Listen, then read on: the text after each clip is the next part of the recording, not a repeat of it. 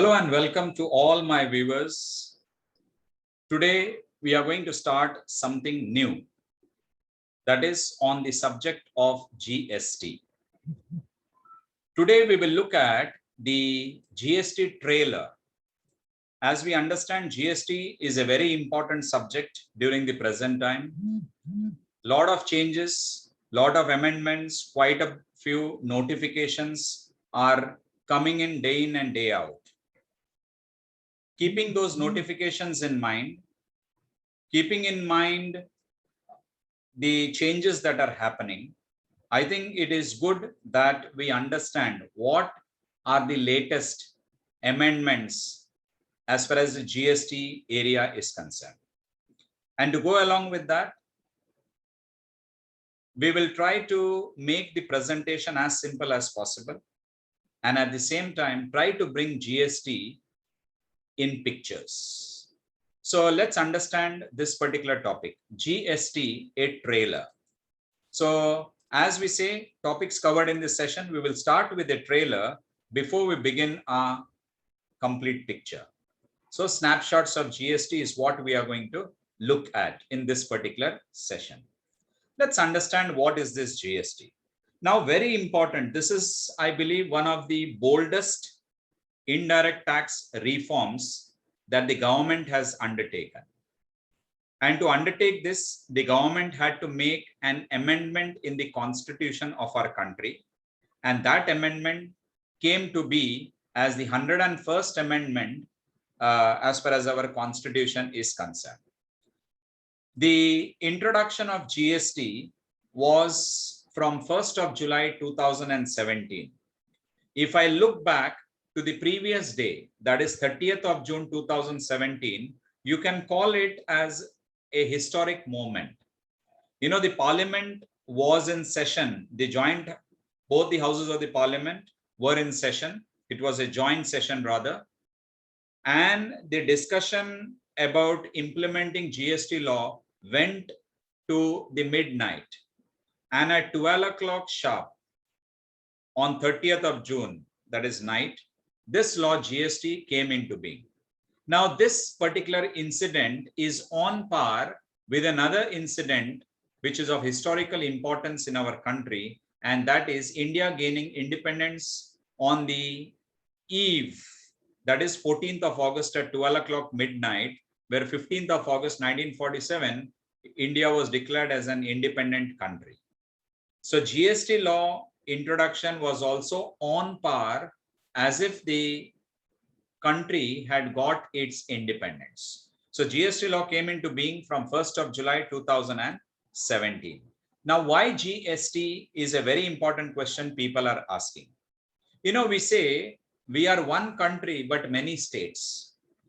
Prior to GST, there were many laws and there were quite a few confusing laws as well. And you had to serve rather many masters.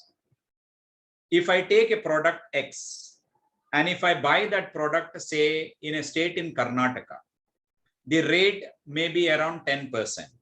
But if I buy the same product, say, from Mumbai in Maharashtra, the rate would be higher or lower. So this was the disparity. A single product would attract different rates in different states prior to GST. Now, with the GST coming in, what important change that happened was, it brought about uniformity in taxes in our country. Since it brought about a uniformity in taxes, for example, if I buy product X in Karnataka, where the GST rate is 5%, if I buy the same product in Punjab, if I buy the same product, say, in Delhi, if I buy the same product in Tamil Nadu or Andhra or Gujarat or Madhya Pradesh, the rate of GST is same, that is 5%. Only difference that you may find in the product is the selling price. And selling price, as we understand, to some extent depends on the quality of the product. So selling price of the product may vary from state to state, but the GST rate for a particular item is same throughout the country. And that's why we say one nation, one market, and one tax. So let's understand this. For one India, one market and one tax. But in that market, once again, I'm telling you, the pricing of the product may vary. Selling price of the product may vary, but the rate of GST is same. So let's be very, very clear with that. So we say one nation, one market, and one tax. Now, what is this GST? Interestingly, when we say goods and services tax, we basically ask a question, what is included in the meaning of goods? Then what do you mean by services? So before that, let's understand the meaning of GST. So any tax on supply of goods or services or both, except taxes on supply of alcoholic liquor for human consumption. So point is very clear. Any tax on supply of goods or services or both, except taxes on supply of alcoholic liquor for human consumption. That means alcohol for human consumption is outside the purview of GST. You can call that as a non-taxable supply because alcohol is not covered in the meaning of GST. What all things makes up for goods?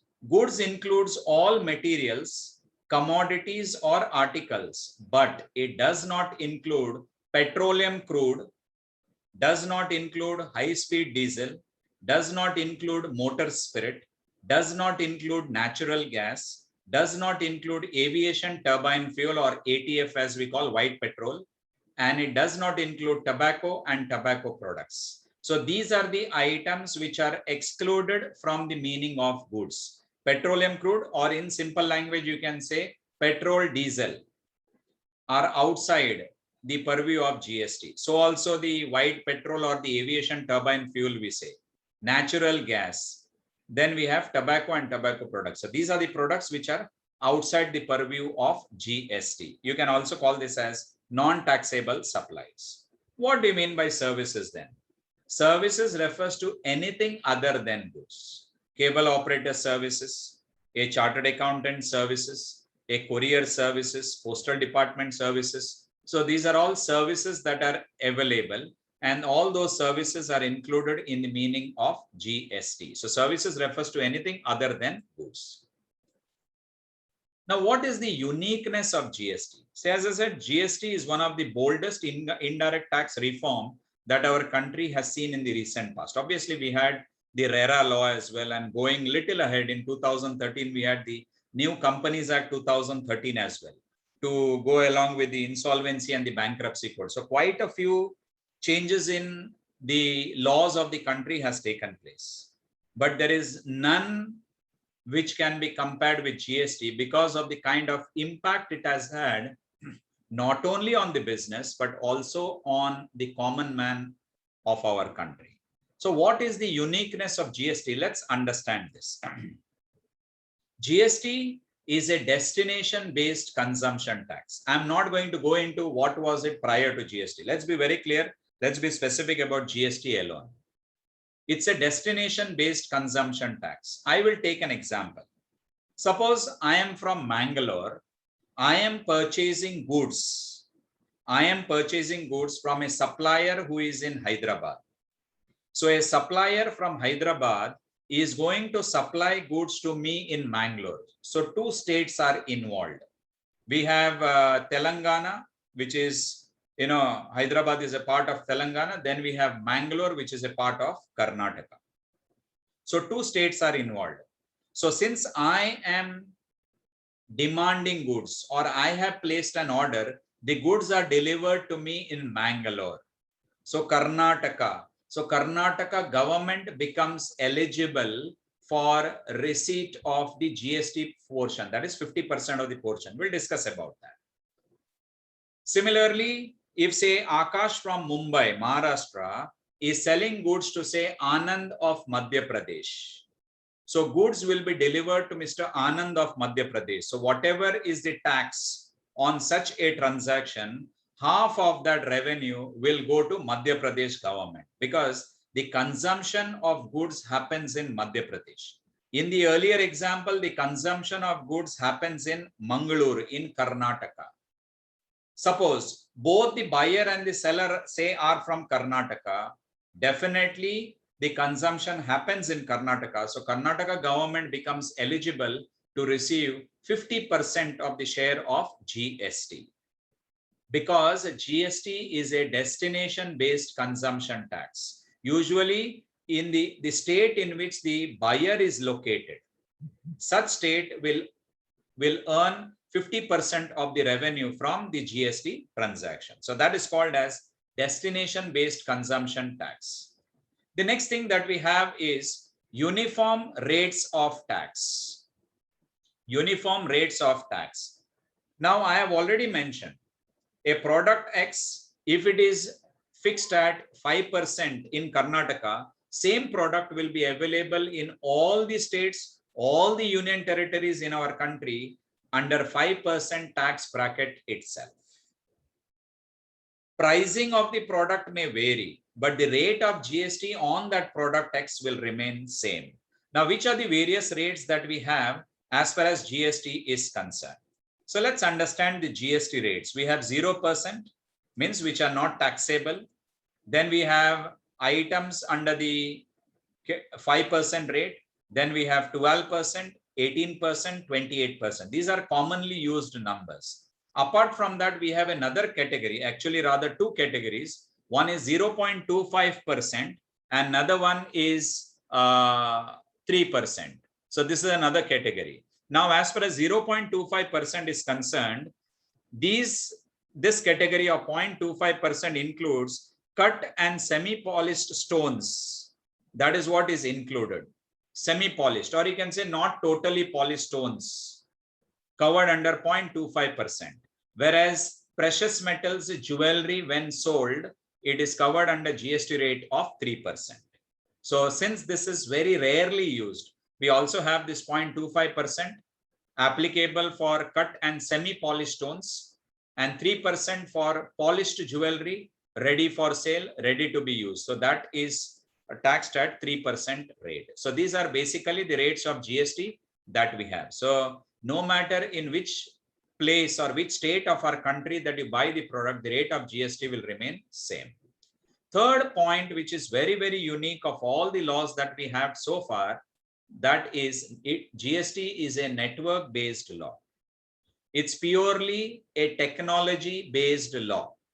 So if there is any errors, any rectification to be done, any refund to be claimed, any payment to be made, everything is done on online and real-time basis. Infosys Limited has provided technology for GST law in our country. So it's purely a network-based law. Now, why do I incorporate it or have included under uniqueness of GST is there is no face-to-face interaction between the parties, the buyer or the seller, though these terms are not used in GST, with the department officials. GST law is purely a network-based law, so there is no interaction between the officers of CBIC, Central Board of Indirect Taxes and Customs, we say, or for that matter, the person or the trader who trades in goods and services and who is covered under GST. So there is no face-to-face interaction at all, except in case of concealment, except in case of investigation. So it's purely a network-based law. Claiming of refund, correction of errors, rectification, payment of taxes, everything has to be done on real-time basis and on online basis. Next is PAN-based registration. GST is a PAN-based registration. As we understand, PAN is a 10-digit alphanumeric number and it has uniqueness that Income Tax Department has made arrangement for. When I say GST registration is PAN-based, it is a 15-digit alphanumeric number. The first two digits, as you see over here, is the state or the union territory code. Whereas a digit number 3 to digit number 12, this is the permanent account number, which is very, very unique of every individual. Usually, if it is an individual, you'll find the letter P in the fourth column of PAN. I have mentioned over here C, indicating it's a PAN of a company. If it's a partnership, this letter C will be replaced by the letter F. Remember this. So permanent account number is something which is uncommon. individual institution or individual firm or an individual person's identity as allocated by the income tax department. So that's about 2 plus 10, 12 numbers. Then we come to the 13th and the 14th digit. This is called as the entity code, or we also call that as business vertical. Suppose if the SSE is into more than one business, say he is into steel business, he is into cement business, say he is into infrastructure development business, he is into, say, any other, say, stockbroking business for that matter, or maybe mobile phone manufacturing, electronic business for that matter. So for each of the businesses, there will be a code given, 01, 02, 03, you can go on. So this is for business verticals. How many different kinds of business an SSES per business, there will be separate registration number. 13th and the 14th digit is what is going to change. Remember this. But state code may remain same provided all such businesses are in the same state. If these businesses are in different states, then definitely the first and the second digit will also change. For example, for Karnataka, it is 29. For Kerala, it is 30. So likewise, every state, every union territory has a very unique state code that we have. So the 13th and the 14th digit is basically the business vertical numbers. How many businesses a particular SSE. But point to note, PAN number is common, no matter how many businesses you have. And finally, we have the 15th digit, which is any letter between A to Z. It is just one checksum character. That is through default, it is generated. So we say registration is PAN based. And remember, no two person can have the same PAN number. So definitely GSTIN, we call it. GST identification number, which is a 15-digit alphanumeric number, and PAN serves as a basis for registration. Since we cannot have two people with the same PAN, similarly, GSTIN also becomes very unique. But for every business, the business vertical number may change. So though the PAN will be same, a person may have multiple registrations because the business vertical, the 13th and the 14th digit will same. Rest all may remain same, and including the 15 digit, that may also same because it's a checksum character by default. So that's why I say PAN based registration. The next aspect that we have is GST Council. Very, very important.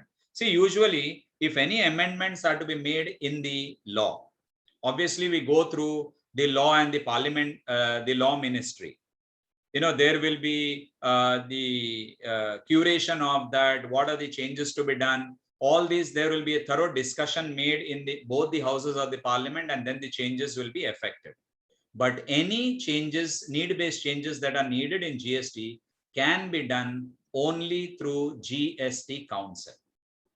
GST Council, the finance minister is the chairperson of GST Council. Then a vice chairperson is appointed among the finance ministers of different states of our country and union territories as well.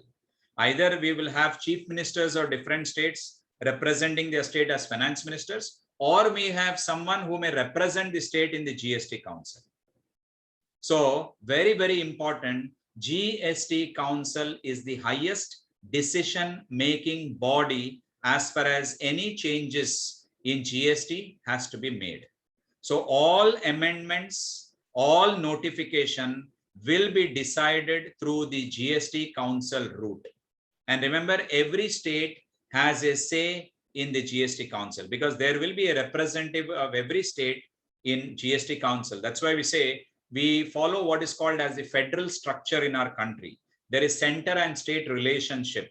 So that way, there is a representative of every state in the GST Council. And the finance minister serves as the chairperson of GST Council. So these are the 5 very, very important aspects. There are much more aspects, but I picked only 5, which focuses on the uniqueness of this goods and services tax. Now, very interesting one. Very rarely people speak about this particular aspect.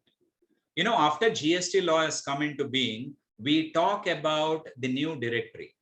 We talk about the meanings of new words. How the old one has been replaced by the new ones as far as GST law is concerned. So the regular names that we use, buyer, seller, purchases, sales, exempt, nil rated, zero rated. They are all same as we understand. But when it comes to GST names, there are significant changes.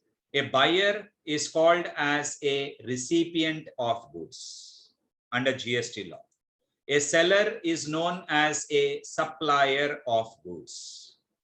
Purchases and sales are not used in anywhere in the GST law. Remember, the very concept of purchases and sales created a lot of confusion in the earlier laws. So the word purchases is replaced by the word inward supply. So when we are getting the supply inwards, means we are purchasing. Sales is known by the name outward supply. It is known by the name outward supply. And interestingly, under GST, exempt goods is different from nil rated goods and is different from zero rated goods. Though by the look of it, we say exempt, nil and zero are one and the same. But under GST, exempt goods are exempt goods, which are not under the purview of GST. Say agriculture products for that matter. Exempt goods which are not on the purview of GST. Nil rated agriculture products, zero rated as we say. But when it comes to zero rated, we talk about two very important aspects. One is exports and the second one is supply of goods or services to a special economic zone. These are the two areas when done, we talk about zero rated. So export of goods is zero rated. So also supply of goods or services to a special economic zone unit or to any unit operating in a special economic zone are zero rated. So under GST, exempt goods are different, nil rated are different, and zero rated are different. Let's come to the snapshots of GST, final aspect that we have. Now you can see a kind of a hub here. GST snapshots we say. We will start with the types of supply. We have types of GST, we have registration types, we have reverse charge mechanism, input tax credit, and we have the e-way bill. Now let's look at the concept of types of supply. Very important, supply is the heart of GST. Without supply, GST is a hollow, complete hollow you can say. There is nothing in GST without supply. Now, we have to understand the various kinds of supply we have. Now, I have classified supplies into three categories. The first category, I call it as composite supply. The second, I call it as other supplies. And finally, we have mixed supply. Let's understand what is composite supply. What are the things included in other supplies, mixed supplies. In composite supply, we talk about buying a product, and along with that, you get accessories or ancillary products we say. For example, you are buying an air conditioner. When you're buying an air conditioner, you get the air conditioner, the inside part which is placed inside the room and one outside, the AC duct we call. Similarly, we get the fittings as well. Now, important thing for us is the air conditioner. So air conditioner becomes a principal supply. I can give you another example of, let's say, a laptop and a carry case. I am buying any laptop, any company laptop for that matter. Take HP, or you can take Asus, you can take, any other, Sony for that matter. Along with the laptop, we are getting what is called as the carry case, the bag which holds the laptop. Now, the important thing is, we didn't buy a laptop because we wanted that carry case. We bought a laptop and we got carry case along with it. And all companies who are distributing laptops are giving that carry case, in collaboration with that particular laptop, in combination of that particular laptop. We say naturally bundled, that comes together compulsorily. So such a supply is called as composite supply. So two or more items which are supplied and which are naturally bundled, such a supply is called as composite supply. And in this laptop, charger and carry case, laptop is a very, very important one. And that's why laptop is considered as principal supply. Principal supply. We will come back to what will be the rate of GST as far as composite supply is concerned. Let's move to the second list. Other supplies. Under other supplies, we have exempt supplies, we have nil rated supplies, we have zero rated supplies, we have non-taxable supplies. All these things come under the concept of other supplies, though I have not included the non-taxable supplies. You can include alcohol there, non-taxable supplies. Then, so exempt supplies, nil rated supplies, zero rated supplies. Next, we have the category of mixed supply. Now, under mixed supplies, you are given quite a few items in one pack, but these items could have been supplied separately, can be supplied separately. Remember this. So best example that I can give you is the hamper of canned foods, beverages, cakes, and soft drinks together. Usually the business person will have one pack, one hamper, which is sold during festival seasons at one single price. Now, canned foods can be sold separately, beverages can be sold separately, cakes can be sold separately, fruit juices and soft drinks can be sold separately. But one pack is made, one gift pack is made, and at one single price that item is sold. So this is about the types of supply that we have. Now, very, very important. As far as laptop and carry case is concerned, what will be the rate of GST? Let's take example. Suppose the laptop rate of GST is 12%. Charger rate, let's say, is 18%. And the carry case rate is say 5%. We have to identify in this supply, which is the principal supply. The principal supply is the laptop. So whatever is the rate of GST of that principal supply, that will be the rate applicable on such a transaction.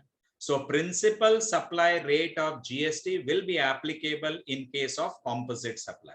So if I take laptop, carry case, and charger, what is the rate of GST on laptop? That will be the rate of GST calculated on such transaction value. Now, if I'm talking about a mixed supply, hamper of canned foods, beverages, cakes, and soft drinks we have, what will be the rate of GST? Suppose, for example, the canned foods is say 5%, say beverages is 18%, say cakes is 28%, and soft drinks is 12%. So we have one item with 5%, one with 12, one with 18, one with 28%. Or let's say you have a fifth item which is 0%, doesn't matter.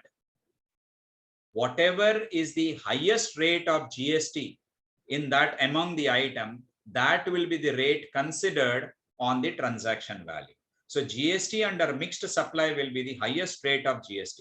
So if you have a hamper, a pack of items carrying different rates of GST, whichever rate is the highest, that rate will be taken as far as transaction value is concerned for mixed supply. So this is about supply of under GST. So these are the kinds of supplies that we have. Next, we talk about types of GST. Now we have understood very clearly as far as types of GST is concerned, we have learned four kinds of GST. We have the CGST, we have the SGST, we have the UTGST, and we have the IGST. Now, very, very important point we have to understand. On which transaction, which GST becomes applicable. So I have classified that. Let's understand the application of GST transaction. So first one we will take is for intra-state transaction. If a transaction, the buyer and the seller happens to be from just one state, CGST and SGST will become applicable. Point to note, whatever is the GST amount on that transaction, it will be shared between the central and the state government in equal proportion. That is 50% is to 50%, or 1:1 you can call it. So intra-state, if the buyer and the seller are from the same state, let's say Akash of Mangalore purchases goods from say Anand of Bengaluru. So both Akash and Anand are from Mangaluru and Bengaluru. Both Mangaluru and Bengaluru are in the state of Karnataka. So it is called as an intra-state transaction. So on that transaction, whatever is the GST amount, half of the GST amount will go to central government and the other half will come to the Karnataka government. Remember this. Second part which I'm going to show you is actually not there, but just to help people identify, I have included that is for intra-union territory transaction. If a transaction happens between the buyer and the seller, say in a Lakshadweep is a union territory, or say Daman and Diu, it's a union territory, or say Andaman and Nicobar Islands, it's a union territory. If both the buyer and the seller are from the same union territory, such transactions is also referred to as intra-state only. But since this is a union territory, I'm just making a change, replacing the word union, state with union territory. And at that time, GST applicable will be CGST. Center is going to get its portion, but there is no state involved, rather union territory is involved. So we call that as UTGST. So for intra-union territory transaction, CGST and UTGST will be applied. Remember this. This concept is not there. For understanding, I've just made it very clear. So either you have SGST or you'll have UTGST, whereas CGST is common. Let's understand this. The third very important type of GST application is for interstate transaction between two states, say between Karnataka and Maharashtra, say between Punjab and Delhi, say between Gujarat and Uttar Pradesh, say between Madhya Pradesh and Orissa, say between Andhra and Telangana. Two states are involved. That is one part. Second is imports, purchasing goods from a foreign country. If you are importing goods from a foreign country, so for interstate transactions and for imports, IGST will become applicable. Integrated goods and services tax will become applicable. So now, if I have to break up this concept of CGST, SGST, and IGST, I have to be very, very clear. Suppose I am the seller and I have sold goods, say, to a recipient within my state. Suppose it's an intra-state transaction, then what I have to do as a seller is I have to deposit 50% of GST to the account of central government and the remaining 50% GST to the account of Karnataka government. As a seller, I have to do that work. Remember this. If it's an interstate transaction or if it is imports, let's focus on the interstate transaction.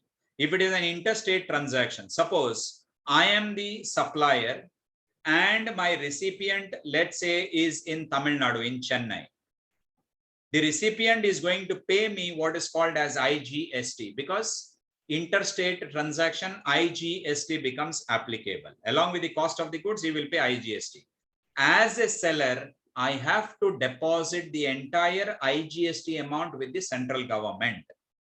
And thereafter, central government will retain 50% and pay the remaining 50% to Karnataka government, because pay 50% to the Tamil Nadu government, not Karnataka government, because the recipient or the goods are consumed in Tamil Nadu. So 50% of the GST amount will be retained by the central government, and another 50% will be shared. Another 50% will be given to Tamil Nadu government, because the buyer, it's a destination based tax and goods have gone or reached Chennai or in Tamil Nadu. So 50% GST will be allocated to Tamil Nadu government. So for interstate transaction, IGST will become applicable and seller has to do the needful. And also in case of imports. Now, interestingly, if I am importing goods and say the person who is selling goods to me is in London. So person who is situated in a foreign country, he need not register under GST. Since he need not register under GST, as a recipient, as a buyer, it's an inward supply for me. And since the seller is not registered under GST because he is in another country, I myself have to deposit IGST with the central government. That is called as reverse charge mechanism. I will talk about that particular concept. So in case of interstate transaction, in case of imports, IGST becomes applicable. So that is about the types of GST. Let's move to the next concept, And the next concept is registration types. Which are the various kinds of registration that we have under GST? There are basically two kinds of registration that we can have. One is registration under normal scheme, and the second one is registration under composite scheme. Composition scheme we say under section 10. So when do you register? Any person whose aggregate turnover is more than 40 lakhs, such a person will compulsorily register under GST, and he has option to register either under normal scheme or under composition scheme. So threshold limit is 20 lakh for special category states and 40 lakhs in other states. Remember this. So if a person's aggregate turnover in other than special category states say crosses 40 lakh rupees, he must compulsorily register under GST, and he can register under any of the two schemes. He can register under any of the two schemes. But the person who registers under normal scheme can collect GST from his recipients, can collect GST from his customers, and also issue tax invoice. Written in blue, tax invoice is a very, very important document.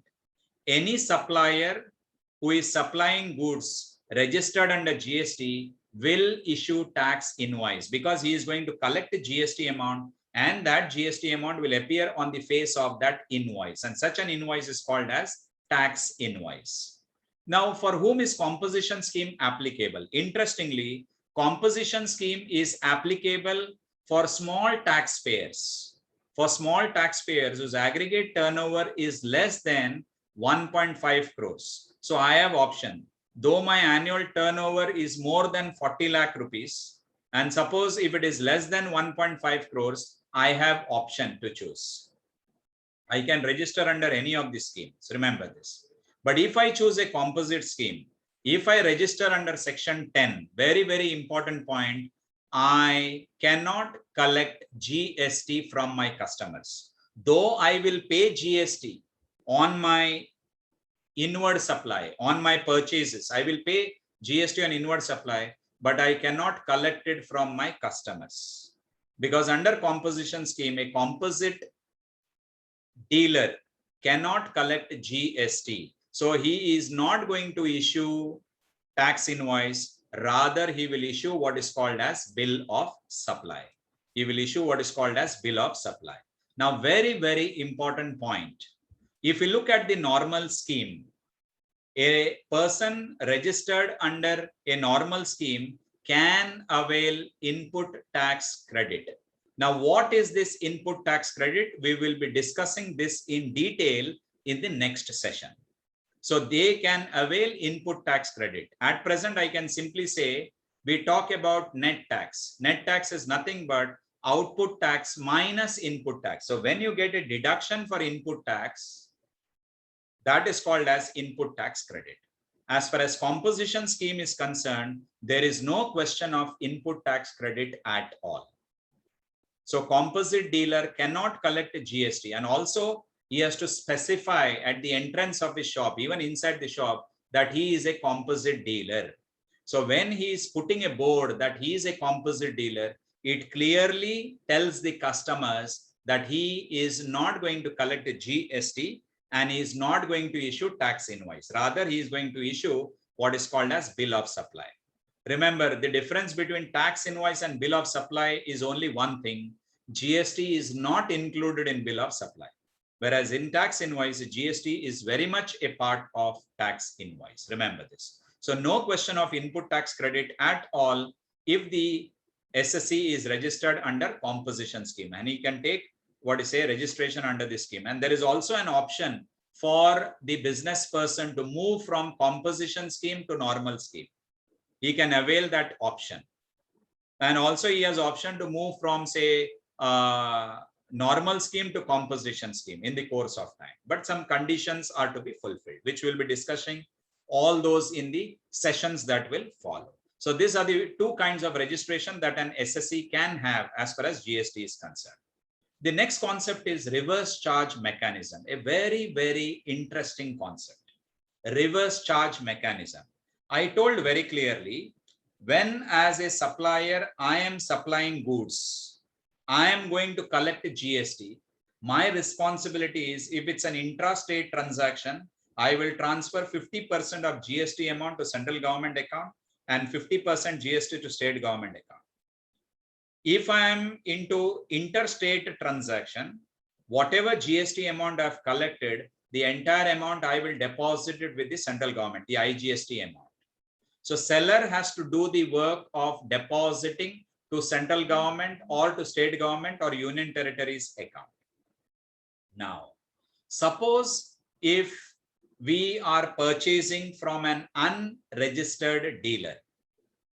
Let's talk about purchases. We are purchasing from an unregistered dealer, let's assume.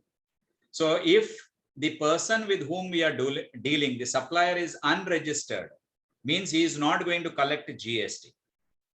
Meaning to say, the buyer themselves has to do the work of the seller, because the seller is not going to collect GST, but there is GST applicable on that transaction. As a buyer, I will have to deposit with the respective governments. The work of the seller will be done by the buyer now, because the seller is not registered under GST. And since the work of the seller of depositing taxes with central and state government is done by the buyer, it is called as reverse charge. Instead of the seller doing the work, his work is now being done by the buyer. So I am buying the goods from an unregistered dealer. At the same time, on the transaction, I am doing the work of depositing the tax portion with the central and state government, or with the central government totally in case of interstate transaction. So such mechanism is called as reverse charge mechanism. Remember this. If I take example of imports, I purchase from a foreign seller, a seller or a supplier who is based in a foreign country. He has not taken GST registration. Actually, it is his job to deposit the GST amount with the government, central and state governments. Now, since the seller is in a foreign country, there is no question of him collecting GST amount. So as an importer, I am purchasing goods from a foreign country. I have to deposit IGST amount with the central government on that transaction. But remember, in case of imports, in case of interstate transaction, IGST becomes applicable. And thereafter, the central government is going to share that with my parent state government, because the goods are consumed in my state. So it will be shared with my state government. So the buyer has to do the work of depositing the GST amount with the government. That's why it is called as reverse charge mechanism. Next, we have the concept of input tax credit. Input tax credit is nothing but output tax minus input tax. Whatever taxes that you have paid in case of your inward supply, such taxes can be claimed as deduction from your output tax when there is an outward supply. And only net tax must be deposited with the respective government. So if I can claim a deduction for the input tax that I paid on my inward supply, such a credit is called as input tax credit. So we will be discussing about this input tax credit in our immediate next session. And finally, we have another very important aspect under GST is e-way bill. Very interesting and a very important concept, though it came a little late. E-way bill has been a great help to especially transportation businesses. You know, prior to GST, we had what is called as octroi duty. We had the gates at the entrance of every state. If you're moving from state X to state Y, you had to pass through a gate. You know what for, what are the goods that are available in your vehicle, documents, everything was checked. Now through e-way bill, the rule has been made very simple. No one can stop any of the vehicles entering any state, provided they possess what is called as the e-way bill.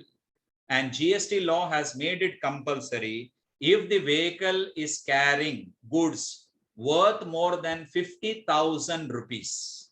If the value of the goods which are being transported from one state to another state, or for that matter within the state, then compulsory an e-way bill has to be generated, and the driver of that vehicle should possess that e-way bill. So if the driver possesses the e-way bill, he can have a smooth movement of his vehicle across all the states and union territories in our country. No one can stop. Obviously, they may stop him for maybe checking of the documents. So e-way bill becomes very, very important as far as transportation of goods is concerned. And because of this e-way bill, a lot of time and energy has been saved. A goods which took around 3 days to deliver, say from Mumbai to Chennai, say Mumbai to say Tamil Nadu, Chennai, it took 3 days because you had to stop at the Maharashtra border gate, sometimes at Goa borders, at Karnataka, Kerala, finally enter Tamil Nadu border. So if he possesses that e-way bill, that 3 days delivery has now been cut down to nearly 1.5 days. So if it's a perishable product, you can imagine, the quality of that product is very much intact when the goods are delivered to the recipient. So it is of great help to especially to the transportation sector, where timely delivery of goods, especially the perishables, is very much possible with the help of an e-way bill. It's an electronic generated a piece of paper, which you take a printout piece of paper, and the vehicle driver has to carry that bill, provided the value of goods is more than 50,000. If the value of goods is less than 50,000, e-way bill is not compulsory at all. So this is about the various interesting and important aspects of GST. So that's all I have in this particular session. I want you to give me a feedback as far as this session is concerned, because in the upcoming sessions, we are going to discuss every detail that we have seen so far in detail and with examples, and we will have problem solving sessions as well. So please do give me feedback as far as, how was this particular session. So if you would like to connect and collaborate with me, my email ID and my mobile number. So feel free to connect with me. So at present, thank you for your company. Until then, we meet again.